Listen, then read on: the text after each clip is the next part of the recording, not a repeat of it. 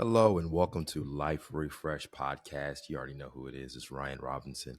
Excited that you are here again for part two of Value Exchange. And if you are finding this podcast valuable, like I say all the time, share this podcast with someone. I think, particularly in this time and in this season, we are really talking about the value that individuals put on themselves as well as what they traded for.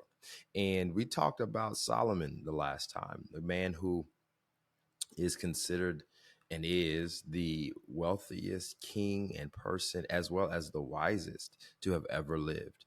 That people came to him to get wisdom, and in exchange for that wisdom, they gave material, they gave gold, silver, cedar, all the things that are high cost to an individual. And essentially, it one not only made Solomon rich, but as a consequence of his knowledge and wisdom, the entire nation of Jerusalem was blessed by that. And essentially, what I want to get this here is that there's a value that we put on things. And essentially, what we will do is we will trade if we value one thing over another, whether it be relationships, whether it be uh, things inside of us that we value.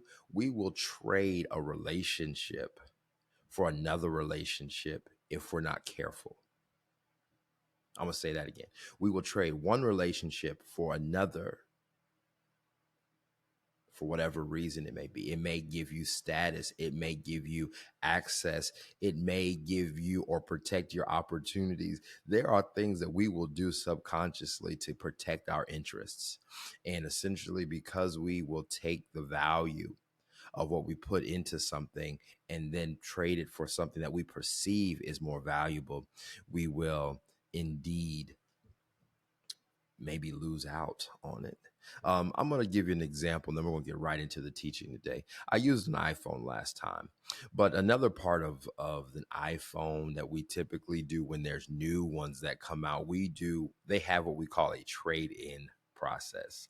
And what that will do is it will trade in your particular device for another device that will be coming out in the future. Now, the challenge is with that, you are subject to the manufacturer's pricing of that device. Okay.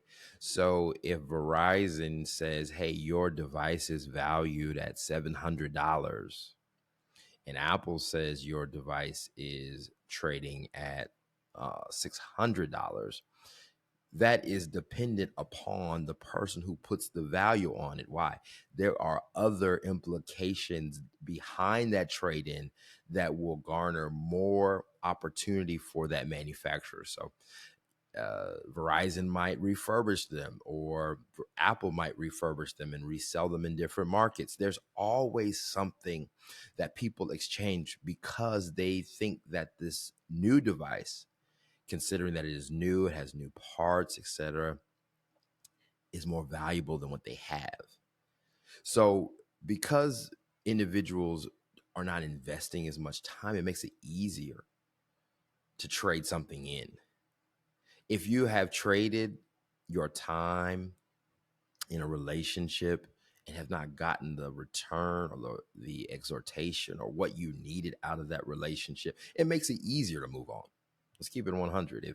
If someone is giving you, or you're dating someone and someone does not reciprocate the feelings that you have, it makes it a little bit easier to disengage, because even though you've invested more time in it and it has not garnered the same response back to you, it makes it a little bit easier. But particularly if you had your hope in it, it makes it really difficult to make that shift. So why am I bringing all this up? We are now talking about Solomon, but there's a transition here. And Solomon, in his older age, he was, you can say, maybe too smart for his own good. He began to connect with other entities and other genealogies outside of what he was commanded to do. And I'm pulling this up, and we've been in Second Chronicles uh, for most of this, and I talked about how the Queen of Sheba came through, but one of the things that came as a consequence, his son uh, Rehoboam is considered one of the, you can kind of start seeing things kind of pivot. Now, in the Bible, there was some commandments that God had strategically put to them as a response to being in the land of milk and honey, in the land of Canaan, that was given to the people of Israel.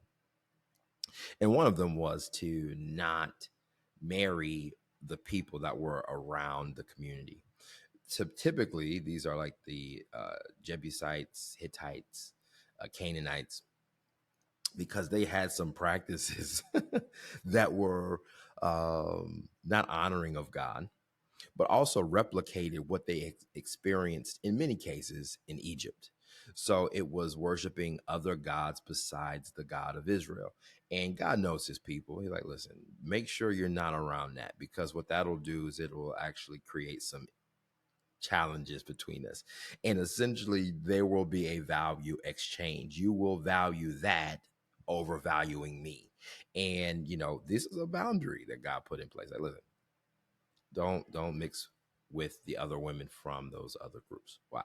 Because some of the people groups did child sacrifice.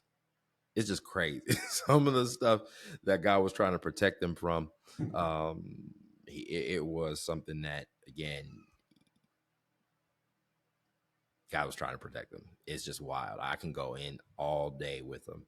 But as a consequence, Solomon basically was told by God that because of your disobedience to my commandment, you'll still keep everything, but your children, the kingdom will split into two because of your disobedience.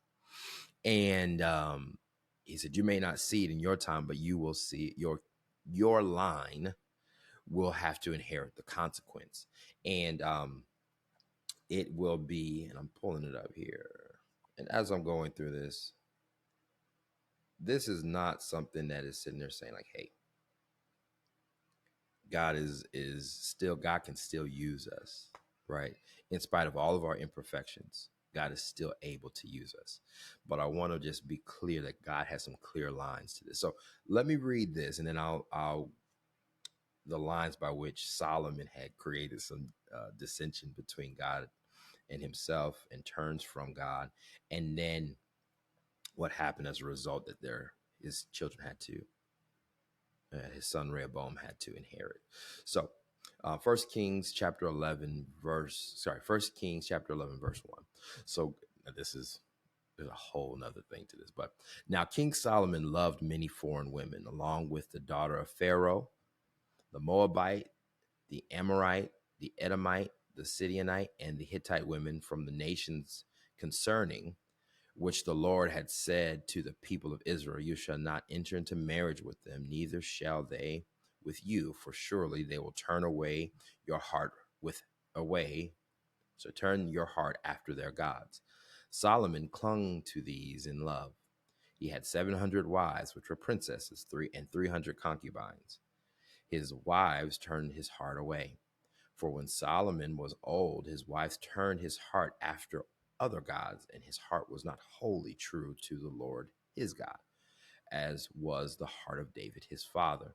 For Solomon went after Ashtoreth, the god of the Sidonians, and after Malcolm, the abomination of the Amorites. So Solomon did what was evil in the sight of the Lord, and did not wholly follow the Lord as David his father had done. When Solomon built a high place for Chemosh, the abomination of Moab, and for Amalek, the abomination of the Amorites, on the mountain east of Jerusalem. And he did for all of his foreign wives who made offerings and sacrificed to their gods. So not only did Solomon worship them, funded these activities. Okay. So, as a response to this, the Lord was angry with Solomon because his heart had turned away from him. And essentially, God had seen this practice. He did not keep the covenant. And he said, I'll surely tear the kingdom from you and give you two kingdoms. Okay. So, value exchange, right? He essentially traded in something that was of value to him early in his life. So he forgot that God had blessed him, that God had given him everything that he had, and in fact, gave him everything that he did to fund the thing that he told him not to do. And we again trade in, and this is a part that I think is super important, is that we forget once time has passed how important something was to us, when especially when we don't have it, or when everything's fine. When everything's fine, everything's cool, of course it's nice to have. You can do things. You almost forget that you were resourced or you were blessed with this particular person, this particular resource, whatever the case is. So you easily exchange it. Why? Because you think you don't need it anymore. Okay. And in the Bible, this has happened to God all the time. That the people of Israel thought that, okay, well, things are fine. We don't need anything. Well, maybe I can try this thing now. And God was like, no, don't forget this. I'm the person that took you. I'm the person that took you to the dance, drove you, fed you, clothed you, funded you. Don't forget about me. And essentially, Solomon valued the opinions and precepts of someone else other than what his father, and it's important that he says this, what David, his father, had done, because there was a different value put on that. Why? Because Solomon didn't have the level of experience that David had with God. Okay. So we're going to jump right into this new thing of exchange. And I'm going to use a mineral that most of us are familiar with, bronze and gold. Okay. So Rehoboam, and I'm just going to give a quick summary of his. It's in First Kings chapter 12, and it's called Rehoboam's Folly. And essentially, there are some circumstances by which Rehoboam comes into kingship, and the people were really, I would say, um,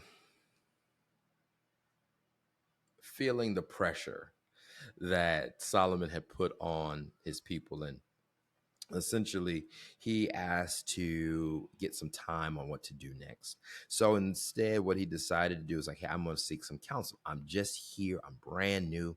And Rehoboam sought to seek counsel of the old men. And the Bible says he sought counsel of old men who had stood before Solomon, his father, while he was yet alive. And he asked this question, what do you advise me to answer these people? And they said unto him, if you will be a servant to this people today and serve them, speak good words to them when you answer them, then they will be your servants forever. But here it is, but he abandoned the counsel of the old men that the old men had gave him, and took counsel with the young men who had grown up with him and stood before him. And he said to them, what do you advise that I answer these people who have said to me, lighten the yoke that your father put on us? Then the young men had grown up with him had said to him, thus shall you speak to this people who said to you, your father made our yoke heavy, but you lightened it for us. Thus shall you say to them, my little finger is thicker than my father's thigh.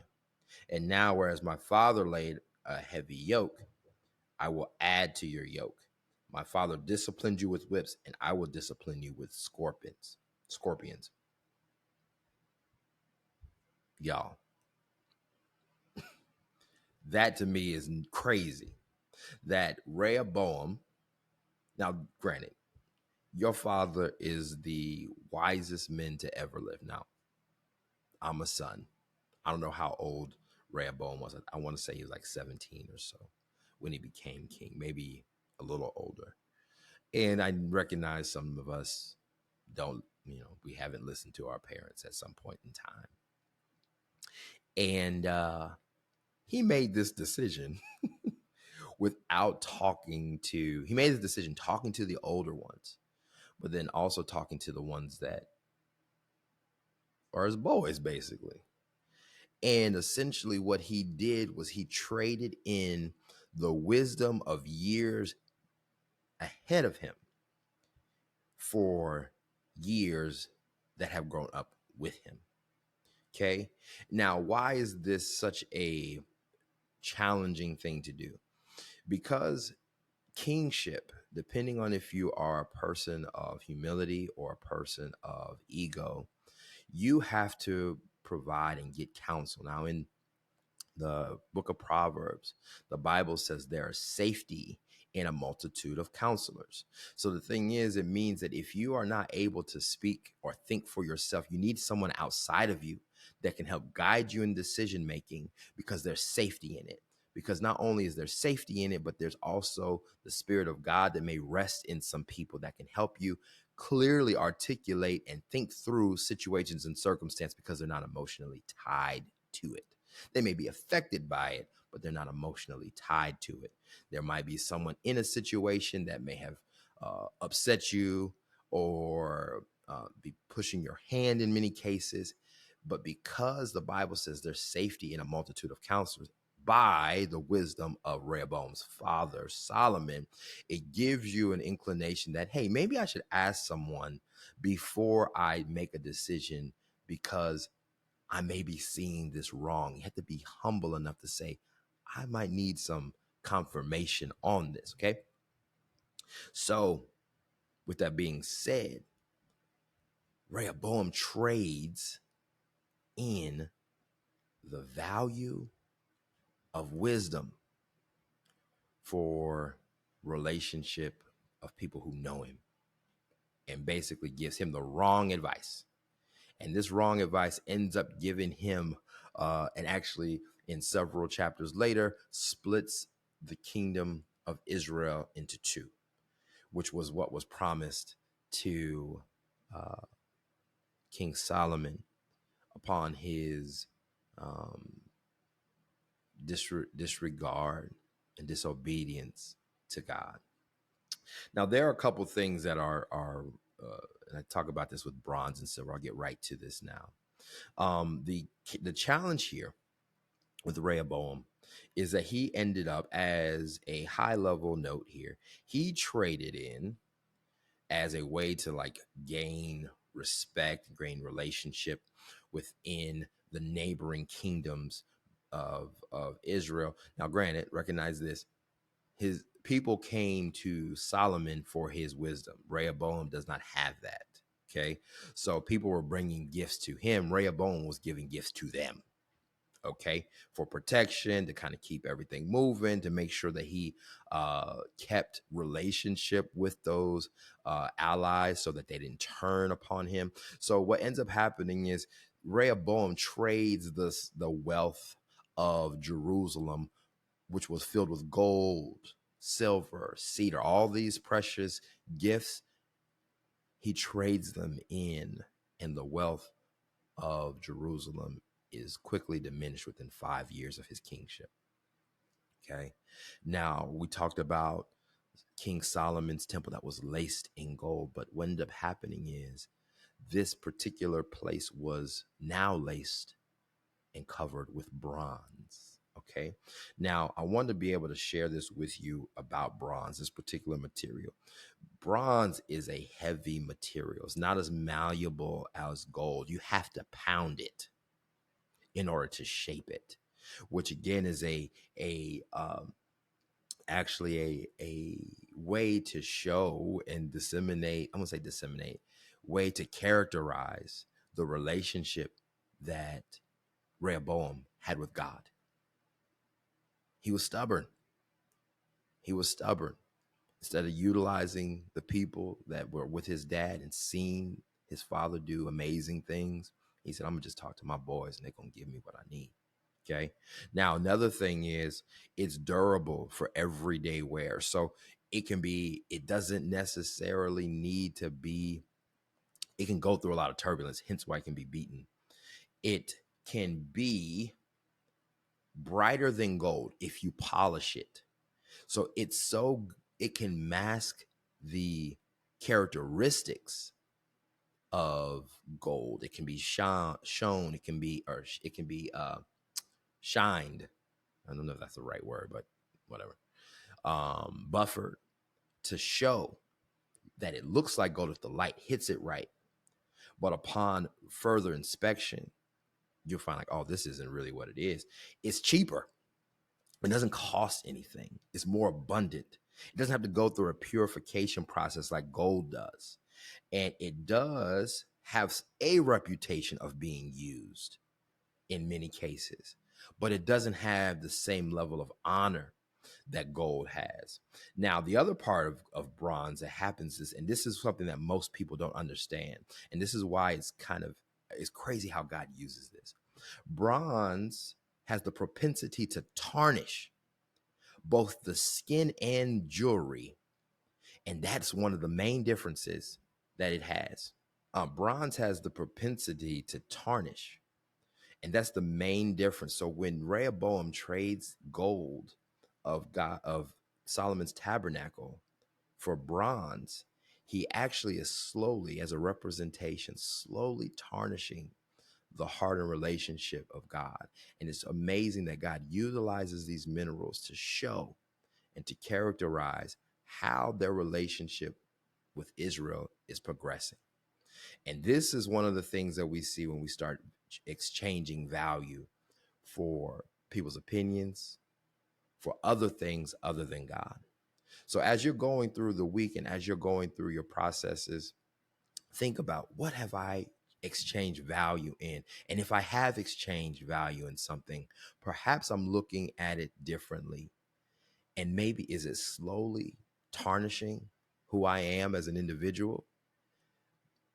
Is it really creating a different place and space for me now versus if I had just kept my relationship with God, allowed everything to work out, and really stay with who brought me to the dance?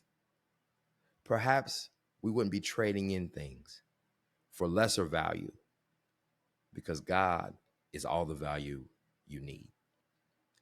If you have an opportunity, again, there's part 3 to this. I got to really get to this part 3. But when you get a chance, make sure you share this podcast with someone, particularly as we're starting out the year. Valentine's Day is right around the corner. And you just don't want, you don't want to trade in some crazy things. You don't want to give your girl bronze if you're married or anything like that, or if you have a friend. But I do want you to know that, especially at this top of the year, you don't want to trade in something that you said you were going to do at the top of the year because you think it might be a better opportunity for me to do something lesser, something that I can obtain on my own. What are dreams if you don't stretch? What are dreams if you don't submit them unto God? If you're going for the gold, why settle for the bronze? Again, keep it locked here, and we'll catch you in the next one. Peace.